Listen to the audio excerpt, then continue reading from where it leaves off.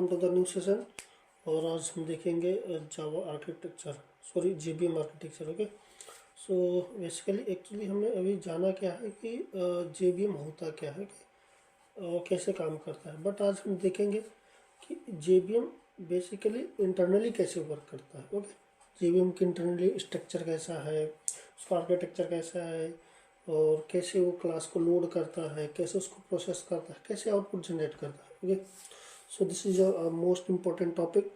Okay, so interview में mostly पूछा जाता है जावा आर्किटेक्चर के बारे में, इफ़ यू आर फ्रेशर और एक्सपीरियंस्ड पर्सन। ओके, तो ये दोनों के लिए बहुत इंपॉर्टेंट टॉपिक है। तो आज देखते हैं इसके बारे में, जावा आर्किटेक्चर होता क्या है। ओके, तो इसके पहले हमने डिस्कस किया था जेबीएम के बारे में। ओके, सो जेबीएम इंटरनली वर्क कैसे करता है अभी हमने ये नहीं देखा था। ओके, जेबीएम के बारे में हम क्या जानते हैं कि एक वर्चुअल मशीन है जो क्या करता है, बाइट कोड को रीड करता है और आउटपुट जनरेट करता है। ओके, तो अभी हमें इतना नॉलेज था।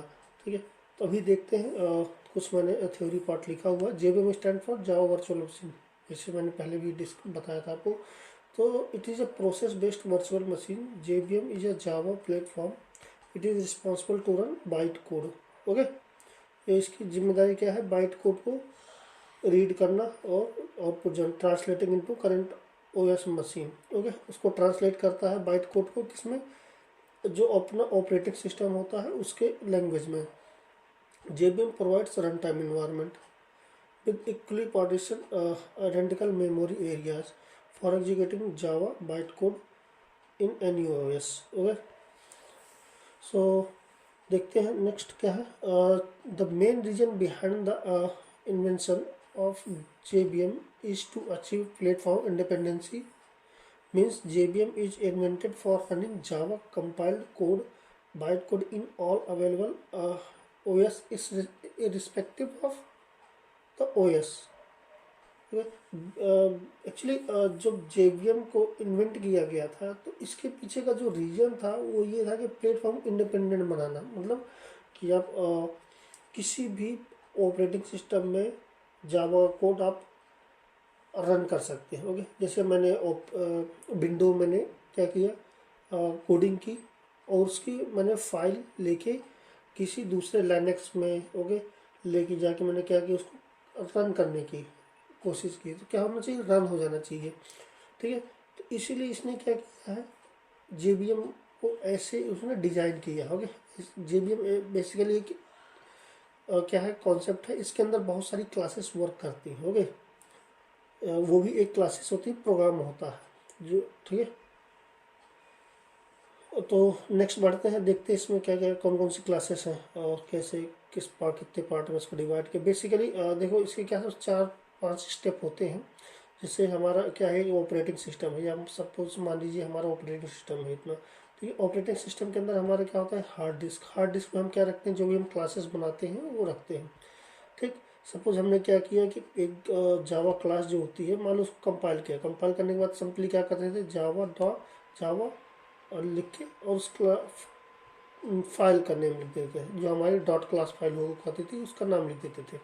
सपोज हमारे एग्जाम्पल एक फाइल होगा, ठीक है। और उसको जैसे हम रन करते हैं तो रन करने के जैसे हम रन करने को ट्राई करते हैं, उसके बाद क्या क्या स्टेप फॉलो होते हैं, क्या क्या प्रोसेसिंग होती है इनसाइड जेबीएम। ओके, तो वो देखते हैं। तो when we run Java command, JVM is created as a process in OS by occupying some memory for RAM. Okay, for executing the given class, JVM performs internally below 3 phase. तो करता क्या है हमारा JVM क्या करता है, एक process create करता है और कुछ मेमोरी लेता है रैम से। ठीक है, रैम से मेमोरी लेता है। ओके, और क्या करता है, क्लास को लोड करता है, इसके बाद इंटरनली उसको क्या करता है, परफॉर्म करता है। ठीक, तो फर्स्ट स्टेप हमारा क्या होता है, जैसे हम वो क्या किए, डॉट क्लास फाइल को हम क्या किए, उसको रन करने का ट्राई किए। तो क्या होता है कि एक अपना क्लास लोडर होता है। ठीक है, क्लास लोडर एक क्लास होती है जो क्या करता है, उस डॉट क्लास फाइल को क्या करता है, लोड करता है। देखिए, सबसे पहले जेबीएम क्या बोलता है कि क्लास लोडर जाओ और उस फाइल को आप लोड करो। ओके, सो इसकी रिस्पॉन्सिबिलिटी क्लास लोडर क्या होती है, उस क्लास को लोड करना। ओके, अगर क्लास एग्जिस्ट है तो लोड करेगा, अगर क्लास एग्जिस्ट नहीं है, सपोज क्लास नहीं है, अवेलेबल नहीं है, तो क्या करेगा वो एरर देगा। ओके, क्लास नॉट फाउंड ऐसे कुछ करके एरर आती है। ओके, फिर क्या है सेकंड स्टेप, सपोज क्लास मिल गई, क्लास मिल गई और उसने क्या किया क्लास लोड करके नेक्स्ट क्या करेगा, एक होता है bite code verifier. Bite code verifier एक क्लास होती है, वो क्या करता है वेरीफाई करता है बाइट कोड को, बाइट कोड को वेरीफाई करता है कि इंटरनली जो बाइट कोड है क्या वो अंडरस्टैंडेबल है वो ऑपरेटिंग सिस्टम के या नहीं है। अगर और ऐसा कुछ कोड लिखा हो जो ऑपरेटिंग सिस्टम के समझ से बाहर हो, ओके, वहाँ पे क्या होगा बाइट कोड वेरीफायर क्या करेगा उसको एरर दे देगा तुरंत। ठीक है, अगर सपोज वहाँ से भी पास हो गया, कोई कोई प्रॉब्लम नहीं है बाइट कोड में, ठीक है, इसके बाद क्या कहता है इंटरप्रेट होता है, इंटरप्रेटर जिट कंपाइलर, वो क्या करता है इसको फिर कन्वर्ट करता है किसमें मशीन लैंग्वेज में। ठीक, JIT compiler just in time compiler एक होता है, जो इंटरप्रेटर कंपाइलर होता है वो क्या करता है कि उसको लाइन बाय लाइन कन्वर्ट करता है मशीन लैंग्वेज में। ठीक, तो इसके बाद मशीन लैंग्वेज में कन्वर्ट हो गया ML machine language. Machine language के बाद क्या होता है नेक्स्ट कि मशीन लैंग्वेज क्या करता है दोबारा हार्ड डिस्क में जाता है और क्या करता है आउटपुट जनरेट कर देता है उसका। ओके, ये इतने सारे स्टेप होते हैं। ओके ओके, अगर जैसे आपको इंटरव्यूअर ने पूछ लिया ओके कि जेबीएम के बारे में आप क्या जानते हैं, ये जेबीएम में इंटरनली वर्क कैसे करता है, सिंपली अगर आपने इतने स्टेप अगर आपने एक्सप्लेन कर दिए ओके तो समझ लीजिए आपका सिलेक्शन 100% श्योर है। ठीक, तो अभी देखते हैं कि लोडर क्या होते हैं, वेरीफायर क्या होता है, इंटरप्रेटर क्या होता है। तो मैंने कुछ थ्योरी कौन लिखा है आप वहाँ से देख सकते हैं। क्लास लोडिंग फेज में क्या होता है, class loading in class loading phase class loader will load class given byte code in JVM. Okay, once JVM process created, सारी चीज़ें जो मैंने अभी समझाया। ठीक है, if the given class is not found class loader will throw error. ठीक है, अगर क्लास लोडर क्लास नहीं मिली तो क्या करेगा वो एरर थ्रो करेगा। एरर क्या आएगी कुड नॉट फाइंड और load main class. Okay, suppose मैं आपको एग्जाम्पल दिखाता हूँ इसमें। तो जैसे हमारे पास एक क्लास एग्जाम्पल, इसको क्या किया हम कंपाइल किए एनी प्रॉब्लम नो प्रॉब्लम। ठीक, अभी हमारी जो फाइल है सपोज फाइल है, तो क्या हुआ एग्जाम्पल का हमने डॉट क्लास फाइल जनरेट की। चलो डॉट क्लास फाइल हम क्या करते हैं डिलीट करते हैं, डिलीट हो गई डॉट क्लास फाइल। अब हम क्या करते हैं इसको कंपाइल करने की कोशिश करते हैं, मतलब हमारा जो है डॉट क्लास फाइल हमने क्या किया नहीं है, फाइल में हमारी डॉट क्लास ही नहीं है, डॉट क्लास फाइल मिस है। अब हम क्या हमें क्लास लोडर करते हैं, चलो ठीक है आप रन करो। जैसे ही हम Ctrl+2 दबाएंगे तो क्या आ गया एरर कुड नॉट फाइंड और लोड मेन क्लास एग्जाम्पल। तो क्या है एग्जाम्पल क्लास नहीं मिली। ठीक, तो ये एरर किसने दिया क्लास लोडर ने।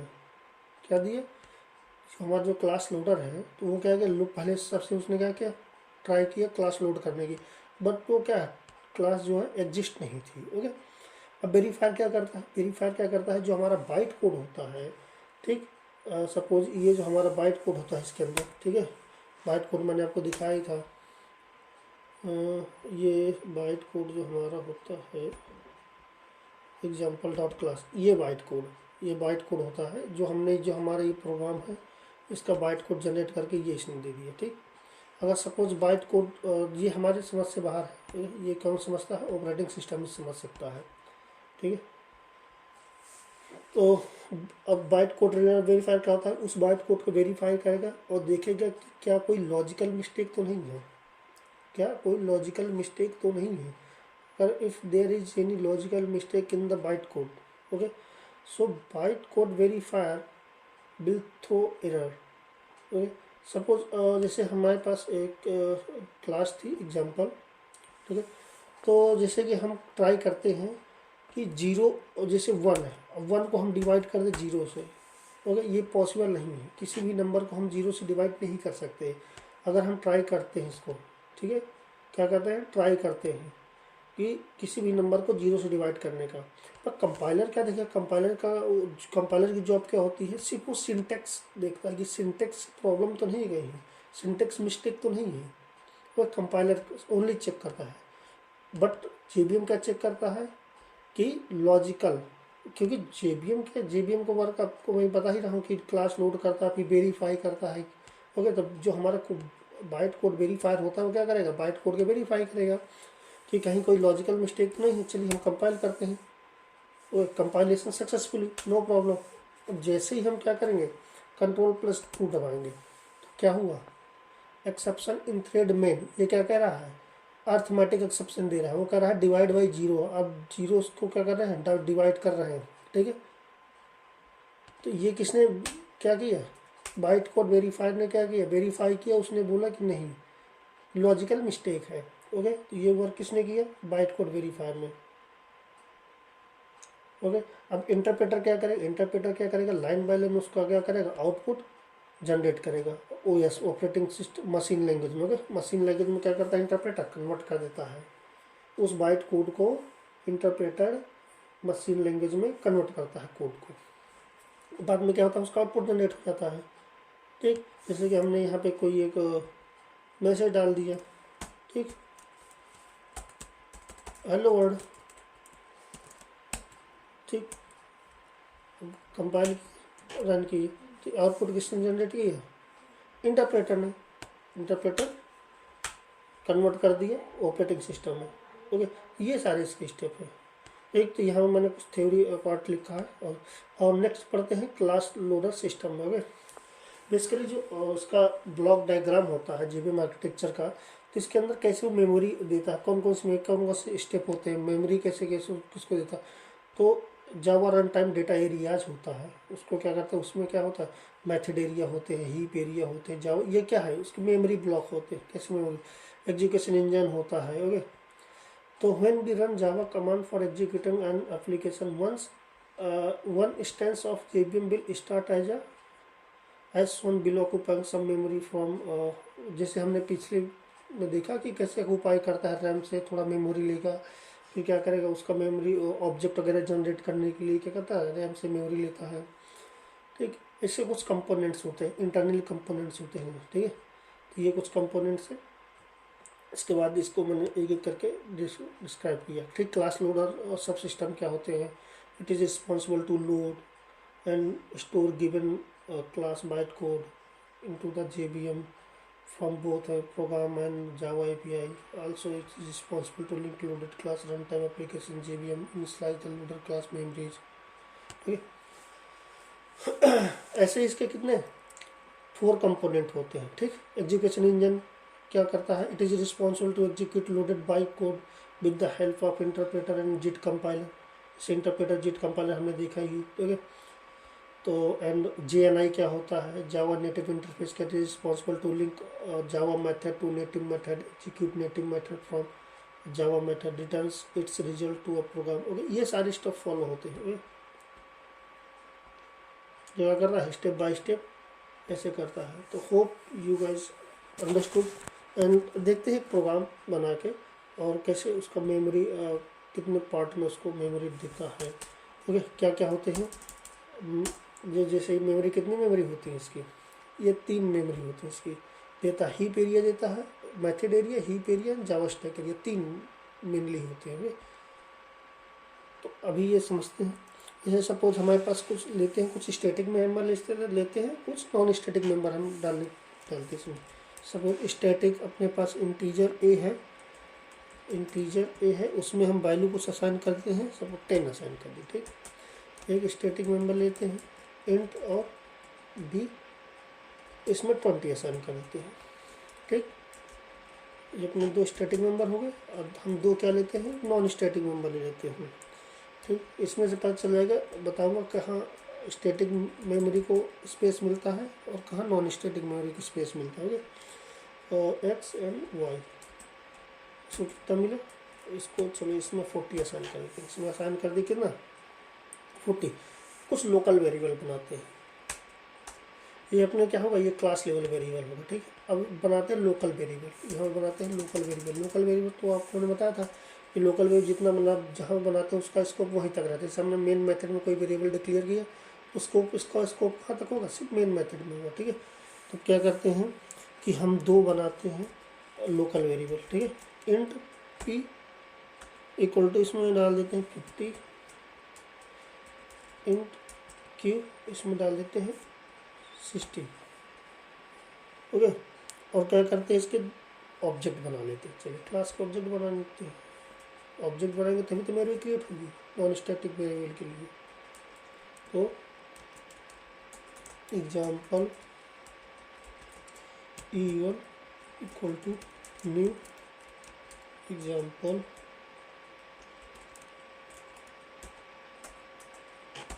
ठीक, एग्जाम्पल एक और बनाते हैं। चलिए E2 equal to new example. ठीक, ये बना ली। अभी हम मेमोरी क्रिएट देखते हैं। चलिए इसको आप ऐसा करके कॉपी कर लें, पेंट में चलते हैं। वहाँ पेंट में क्या होगा, थोड़ा सा इजी हो जाएगा समझने के लिए। ठीक, यहाँ पे कॉपी पेस्ट किए।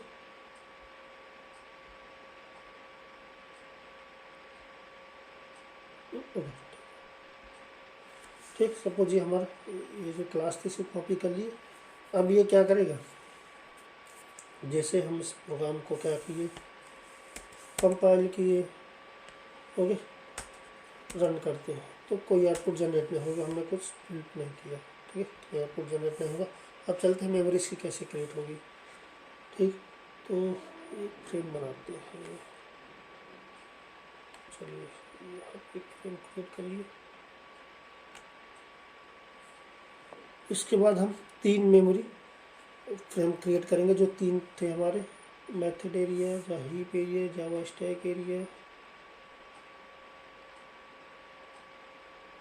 चलिए ये हमारा हो गया एक।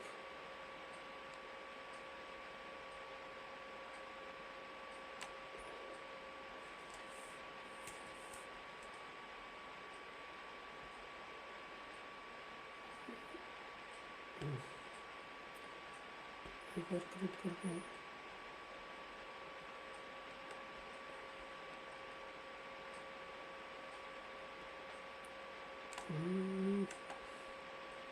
One more. ओके, तो ये अपना हो गया मेथड एरिया, इसको बोलते हैं मेथड एरिया। ठीक, ये सपोज हमारा क्या हो गया, हीप एरिया।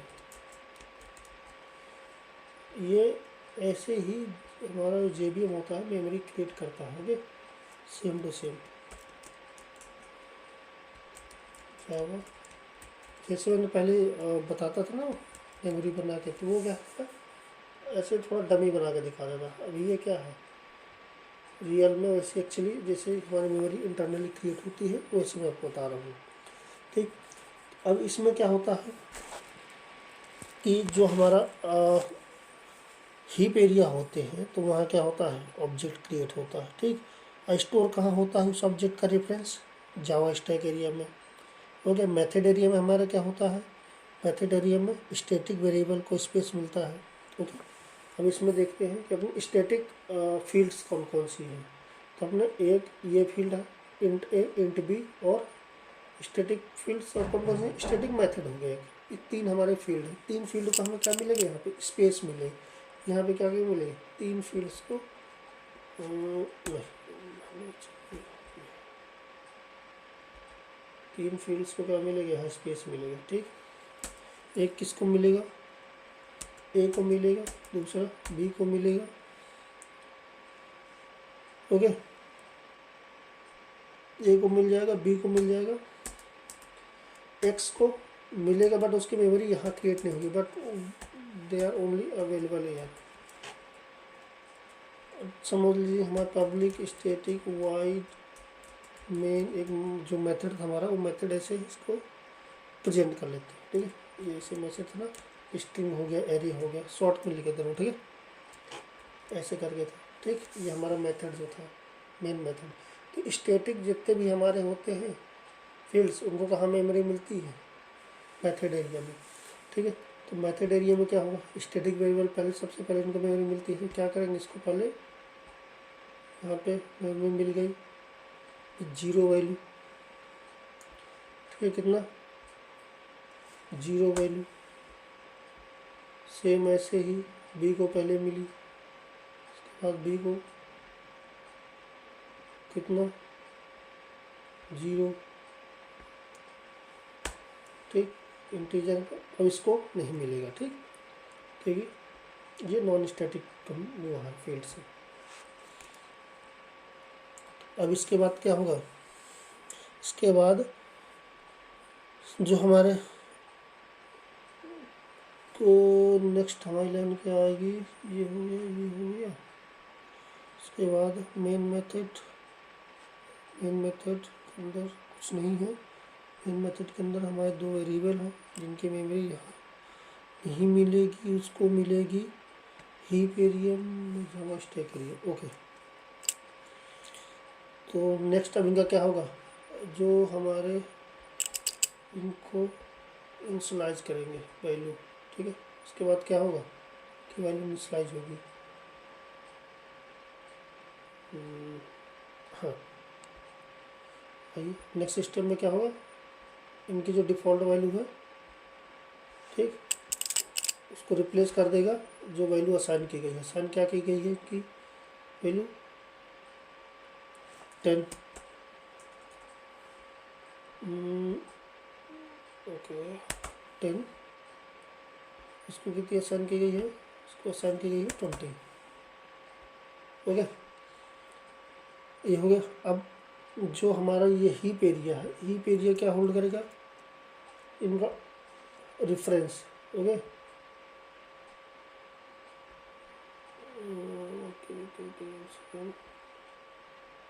आधा बड़ा हो गया, ठीक, ओके।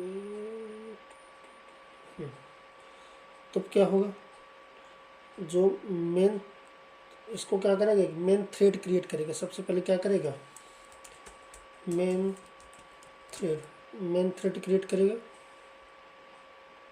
ओके, मेन थ्रेड हो जाएगा, मेन थ्रेड पहले क्रिएट कर देगा। मेन थ्रेड कि जो हमारा मेन मेथड है वो क्या करता है, थ्रेड क्रिएट करता है, ठीक है, उसको बोलते हैं मेन थ्रेड। मेन थ्रेड के अंदर क्या होगा, जितने भी क्लास के फील्ड्स होते हैं उनको वहाँ पे उनकी वैल्यू क्या होता है, वो रेफरेंस वहाँ पे स्टोर होता है उनका। ओके, तो अभी ए और बी क्या है, स्टैटिक है, इनका रेफरेंस कहाँ स्टोर होगा, यहाँ स्टोर होता है उनका, ठीक। 2 फील्ड यहाँ बनेंगी,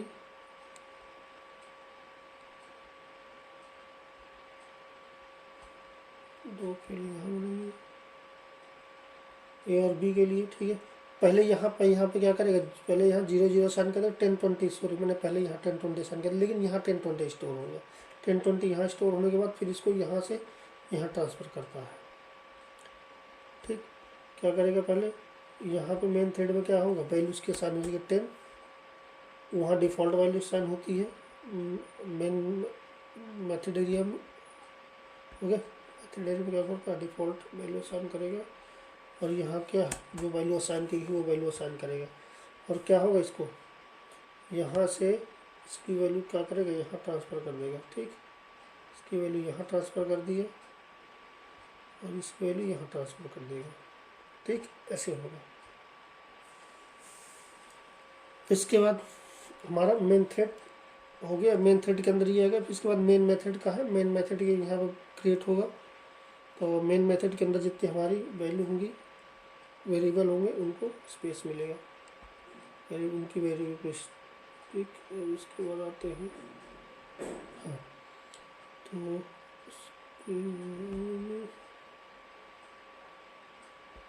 ठीक, हाँ, यहाँ पे मेन आएगा। सपोज मेन मेथड है, ओके, मेन मेथड स्टार्ट हुआ, इसकी बॉडी यहाँ पे नहीं होगी, सपोज स्ट्रिंग अरे, सपोज यहाँ से क्या है, ये मेन मेथड होगा, ठीक है। मेन मेथड में हमारा क्या कौन से हैं, पी और क्यू, ठीक। ये लोकल वेरिएबल हमारे जो पी और क्यू, पी और क्यू को मेमोरी मिलेगी, पी और क्यू वाली यहाँ साइन होगी, ठीक। पी और क्यू की वैल्यू साइन होगी, उन पे चलते हैं, और उनकी डिफ़ॉल्ट वैल्यू नहीं असाइन होगी, क्यों, ठीक है, ये local variable, local variable direct value मिलेगी। कितनी वैल्यू इनके सब दिए गई थी इनकी 50 और 60, यहाँ पे 50, यहाँ पे 60। मैं एक बार एक समझाता हूँ, थोड़ा सा मैं कर लूँ डायग्राम बनाने के बाद, फिर आपको एक करके बताता हूँ। इसके बाद क्या हुआ, हमारे दो ऑब्जेक्ट हैं, ठीक, E1 और E2। E1 और E2 तो फर्स्ट ऑब्जेक्ट क्रिएट करो चलो। तो जैसे हम ऑब्जेक्ट क्रिएट करते थे यहाँ पे, ऐसे ऑब्जेक्ट क्रिएट करते थे ना। हाँ ठीक, एक ऑब्जेक्ट ये क्रिएट हुआ, एक और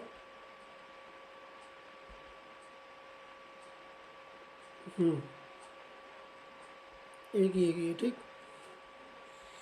और इसके बाद ये ऑब्जेक्ट क्रिएट हुआ, इनका क्या होता था, एक एड्रेस होता था। सपोज इसका मान लीजिए 1010 कोई एड्रेस है, ठीक,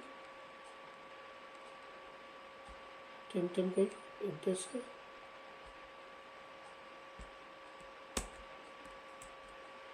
ओहो नहीं नहीं नहीं, ठीक, इसका 1010 हो गया, इसका 2020 2020, ठीक, इनका ये हो गया।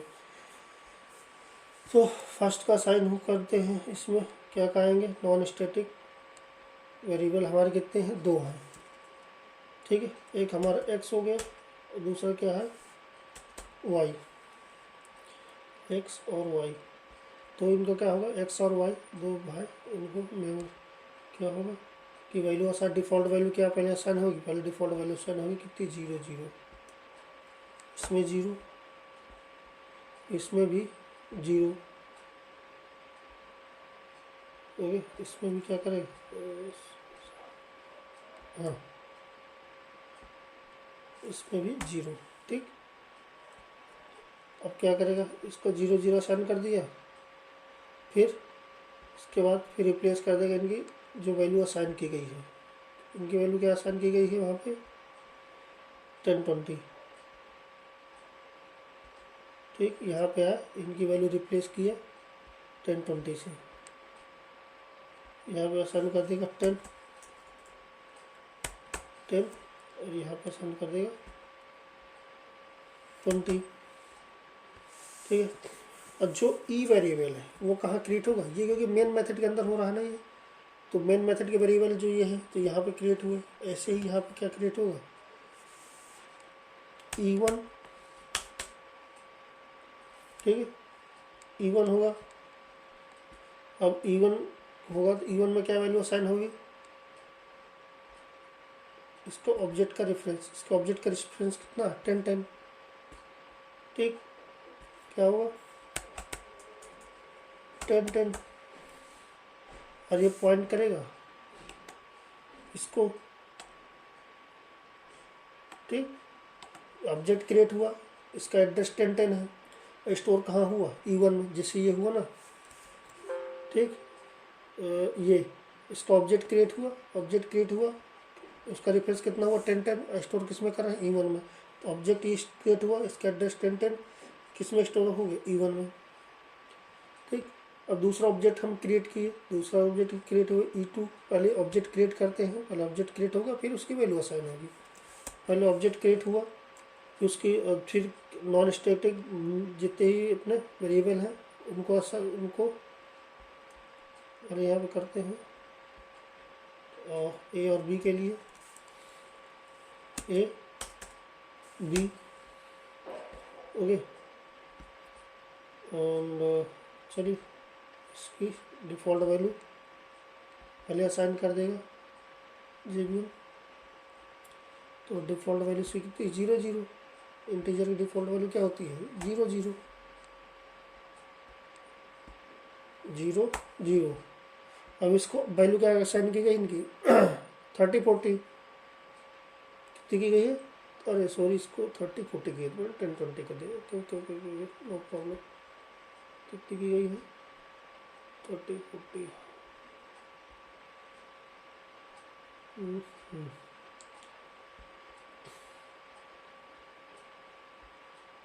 30 और 40,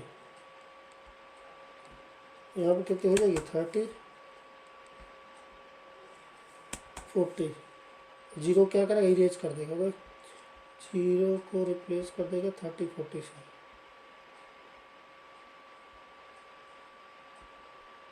ठीक, और इसका जो एड्रेस है 2020 रेफरेंस नंबर, सो क्या करेगा E2 में असाइन कर देगा। ठीक है, क्या करेगा 2020 को असाइन कर देगा E2 में। क्या करेगा, ये पॉइंट करेगा, इसको पॉइंट करेगा। ओके, और जो अपना हो गया, ये हो गया। तो ये हमारा पूरा हो गया JVM आर्किटेक्चर। ठीक, इसको ये हो गया हमारा JVM आर्किटेक्चर जितना था। ये से ही मैं JVM क्या करता है, इंटरनल मेमोरी क्रिएट करता है।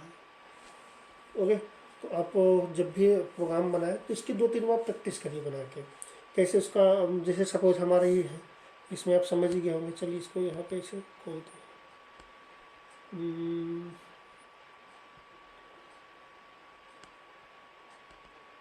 ठीक, तो पहले क्लास को क्या किया, कंपाइल करने के बाद जैसे उसको रन करते हैं तो हमारा क्या होता है, लोडर होता है। क्लास लोडर क्या करता है, इसको क्लास को लोड करता है, चेक करता है कि क्लास अवेलेबल है या नहीं है, डॉट क्लास फाइल। ओके, इसके बाद बाइट कोड वेरीफायर होता है। बाइट कोड वेरीफायर क्या करता है, इस पूरे कोड को, जो बाइट कोड होता है, इस कोड को नहीं, ये कोड को क्या करता है, बाइट कोड में कन्वर्ट कर देगा क्लास लोडर।